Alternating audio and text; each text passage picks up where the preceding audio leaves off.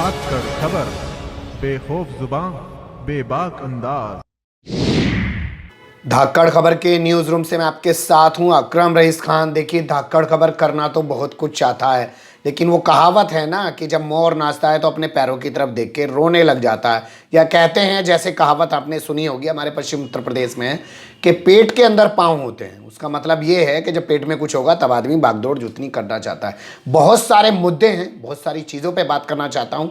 आदित्यनाथ योगी की सरकार बने हुए 2 साल पूरे होने जा रहे हैं। आप लोग अगर कर सकते हैं खबर, आप लोग भी करिए। मेरा भी एक मन है खबर करने का कि मैं जाऊं कि स्कूलों की हालत बदली कि नहीं बदली, सड़कों की हालत बदली कि नहीं बदली, बिजली की हालत में क्या सुधार हुआ, कानून व्यवस्था में क्या सुधार हुआ, गांव की हालत क्या बदली और शहर की हालत क्या बदली, और तमाम पहलुओं पर अस्पतालों के अंदर क्या सुविधाएं बढ़ी कि नहीं बढ़ी, तमाम पहलुओं पर खबर करूं और हर गांव हर देहात जाकर खबर करूं।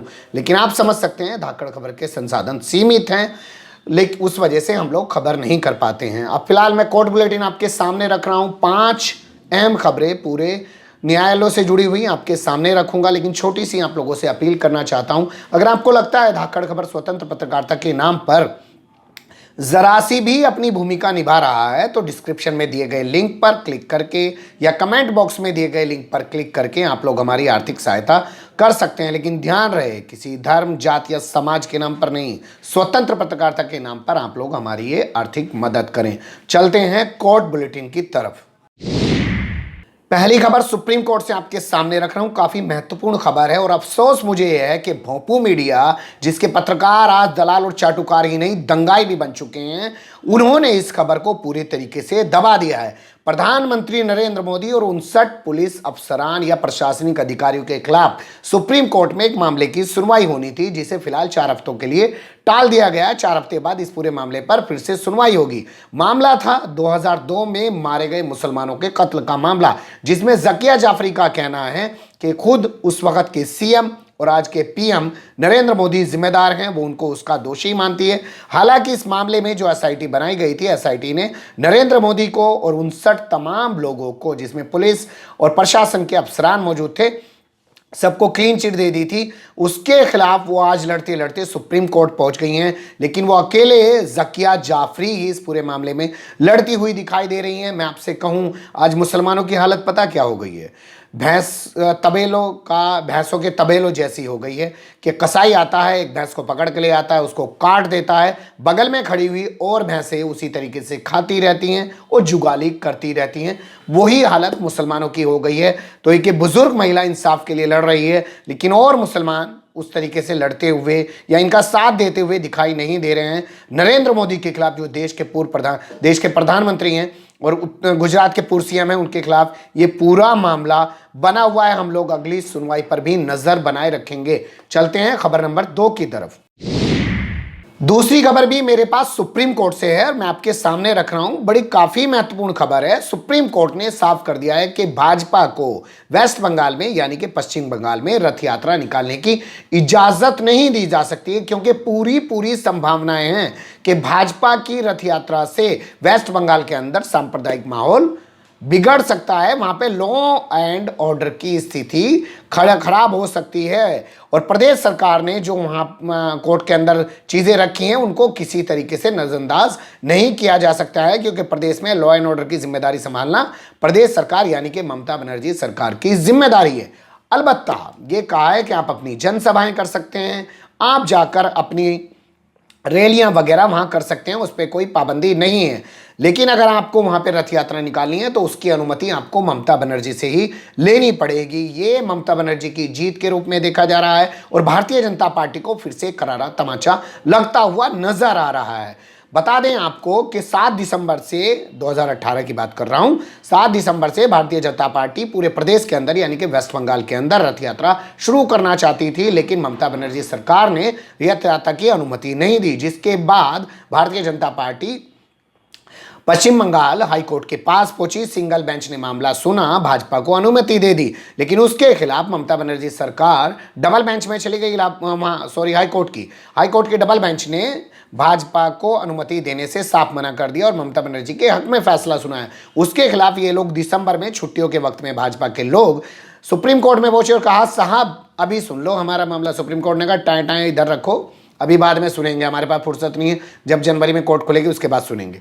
उसके बाद मामला सुना गया, पहली तारीख पड़ी, उसके बाद दूसरी तारीख पड़ी 15 जनवरी को, और 15 जनवरी को सुप्रीम कोर्ट ने साफ कर दिया कि हम अनुमति नहीं दे सकते हैं आपकी रथ यात्रा को, क्योंकि लगता है इससे वहां का सांप्रदायिक सौहार्द खराब होगा। सांप्रदायिक सौहार्द ही तो खराब करना चाहते हैं। यही दंगों की राजनीति तो पिछले 30 साल से शुरू करी है। रथ यात्रा लेकर चले, बाबरी मस्जिद को उड़ा दिया, जगह जगह दंगे बवाल, क्या क्या नहीं हुआ। और जो भाजपा 1989 में जब सरकार बनी थी वीपी सिंह के साथ, 14 एमपी उसके पास हुआ करते थे और आज 282 तक पहुंच गई, तो दंगों का उसको फायदा पहुंचता हुआ साफ दिखाई देता है। इसीलिए वो शायद यहां पे रथ यात्रा निकालकर वेस्ट बंगाल को भी जलाने की कोशिश कर रही है। खबर नंबर 3 की तरफ चलते हैं। दिल्ली हाईकोर्ट से खबर हमारे पास आ रही है और काफी महत्वपूर्ण खबर है। मैं फिर वही कहता हूं ना, भोंपू मीडिया के पत्रकार अब चाटुकार और दलाल ही नहीं रहे, अब वो दंगाई भी बन गए हैं, और वो दंगाई पत्रकार तमाम खबरों को दबाना चाहते हैं। एक सीट है, एक पोजीशन है, एक ओहदा है जिसे हम लोग जानते हैं राष्ट्रीय सुरक्षा सलाहकार, यानी कि नेशनल सिक्योरिटी एडवाइजर के तौर पर, और आजकल उस सीट पर बैठे हैं अजीत डोभाल। अजीत डोभाल जो इस सीट पर बैठे हैं विवेकानंद फाउंडेशन के चलाते हैं। हमारे जो पॉलिटिकल एडिटर हैं जनाब अनीस अहमद खान साहब, वो अपनी खबर में बता चुके हैं कि कैसे विवेकानंद फाउंडेशन से जुड़े हुए तमाम अफसर तमाम पोजीशनों पे बिठा दिए गए और अजीत डोभाल का कितना बड़ा दबदबा है। अजीत डोभाल के खिलाफ हाईकोर्ट में एक पिटीशन दायर की गई और कहा है कि फोन टेपिंग करा रहे हैं वो, और उस पूरे मामले को लेकर उनके खिलाफ ये याचिका दायर की गई है। हाईकोर्ट ने केंद्र सरकार को जवाब तलब कर लिया है और कहा है कि मामला बहुत गंभीर है, इसको हल्के में नहीं लिया जा सकता है और इसको किसी तरीके से नजरअंदाज नहीं किया जा सकता है। इसलिए इस मामले में आइए और बहुत जल्दी करके 4 हफ्तों के अंदर अपना जवाब दाखिल करिए। इससे पहले आपको बता दें, सीबीआई के एक अधिकारी मनीष सिन्हा, वो भी खुद एक हाईकोर्ट के अंदर पिटीशन दायर कर चुके हैं और उन्होंने भी अजीत डोभाल पर गंभीर आरोप लगाए थे रिकॉर्डिंग कराने के, सीबीआई में हस्तक्षेप करने के। इसके अलावा हमारे जो पॉलिटिकल एडिटर हैं जनाब अनीस अहमद खान साहब, उन्होंने बताया था कि आलोक सिन्हा को आलोक वर्मा को आनन फानन में इसलिए मोदी सरकार ने हटा दिया या पीएम मोदी ने हटा दिया क्योंकि वो अजीत डोभाल के खिलाफ एफआईआर दर्ज करके जांच शुरू करने जा रहे थे मनीष सिन्हा के आरोपों के चलते। अब अगली खबर यानी कि 4 नंबर खबर की तरफ चलते हैं।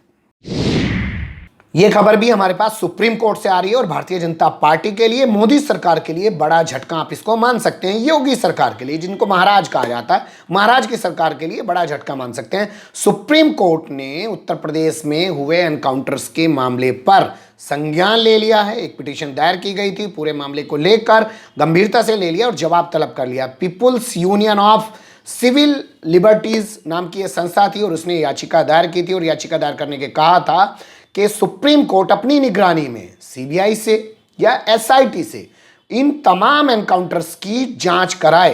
अब अगली सुनवाई इस पूरे मामले पर 12 फरवरी को होनी है। इनका कहना था कि 2017 में, 2018 का आंकड़ा इनके पास पूरा नहीं होगा, 2017 में 1100 के करीब मुठभेड़ हो चुकी हैं, जबकि हमारे पास जो आंकड़ा है अभी 2500 से ज़्यादा एनकाउंटर हो चुके हैं। 65 के करीब लोगों को मौत के घाट उतार जा चुका है, लेकिन इनकी संस्था की रिपोर्ट के मुताबिक 2017 में 1100 के करीब पुलिस मुठभेड़ हुई। 49 लोगों को 49 लोगों को मौत के घाट उतार दिया गया और 370 लोगों को जख्मी कर दिया गया है। किसी के घुटने में गोली मार दी, जिंदगी भर वो चल नहीं पाया।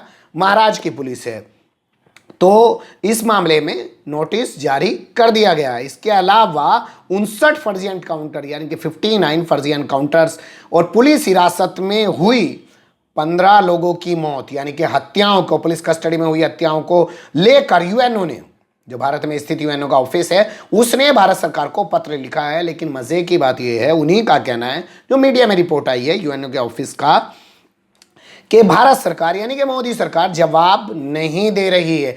एक दिलचस्प पहलू इसमें और है, यूएनओ की रिपोर्ट ये कहती है कि मरने वालों में ज्यादातर संख्या मुसलमानों की, यानी कि चुन चुन के मुसलमानों को शिकार बनाया गया है। हम लोग इस पे नजर बनाए रखेंगे आगे इस पूरे मामले में सुप्रीम कोर्ट क्या करता है, और क्योंकि सुप्रीम कोर्ट के chief justice of India Deepak Ranjan की बेंच इस पूरे मामले को सुन रही है। 5वीं और आखिरी खबर की तरफ चलते हैं। 5 नंबर खबर हमारे पास आ रही है दिल्ली हाई कोर्ट से। काफी महत्वपूर्ण खबर है और लगता है कि मुकेश अंबानी पर चल रही ग्रह एक बार फिर से जारी रहने वाली है। डीएमआरसी पर 2800 करोड़ रुपए का जो जुर्माना लगा था और जो देना था मुकेश अंबानी की कंपनी को, बताते हैं रिलायंस को, वो अब डीएमआरसी को नहीं देना पड़ेगा। हाईकोर्ट ने इस फैसले पर आर्बिट्रेशन ट्रिब्यूनल के इस फैसले पर रोक लगा दी है, जिससे डीएमआरसी को तो बड़ी राहत मिली है, लेकिन रिलायंस के लिए बड़ा झटका माना जा रहा है। बता दें, रिलायंस इंफ्रास्ट्रक्चर की सहायक company Delhi airport metro express private limited जो है, यानी कि जो आपने देखा होगा नई दिल्ली रेलवे स्टेशन से एयरपोर्ट के बीच में जो लाइन चलती है, बताते हैं उसको रिलायंस चलाता है, और वो अनिल अंबानी वाला रिलायंस उसको चलाता है। उसी चलाने के तहत उसमें कुछ काम वाम हुआ, बहुत सारी चीज़ें हुई। 2782 करोड़ रुपए जो हैं डीएमआरसी को देने ट्रिब्यूनल ने लागू किए थे। कॉन्ट्रैक्ट टर्मिनेशन कॉस्ट जो है उसके रूप में ये पैसा दिया जाना था, उस पर लागू किया था डीएमआरसी पर, यानी कि दिल्ली मेट्रो रेलवे कॉरपोरेशन पर। लेकिन अब साफ कर दिया है कि डीएमआरसी को फिलहाल ये पैसा नहीं देना पड़ेगा। दिल्ली हाईकोर्ट ने इस पर रोक लगा दी है। 2800 करोड़ रुपए जा रहे थे उनकी जेब में, अब वो उनकी जेब में नहीं जाएंगे। दोबारा से कहा गया है ट्रिब्यूनल के सामने जाइए, पूरे मामले को ट्रिब्यूनल दोबारा सुनेगा, क्या होगा क्या नहीं होगा। लेकिन लगता है अनिल अंबानी की जो ग्रह है वो फिलहाल छटती हुई दिखाई नहीं दे रही है। उन्हें 2800 करोड़ मिल जाने थे डीएमआरसी से, लेकिन वो दिल्ली हाईकोर्ट ने रोक लगा दी है।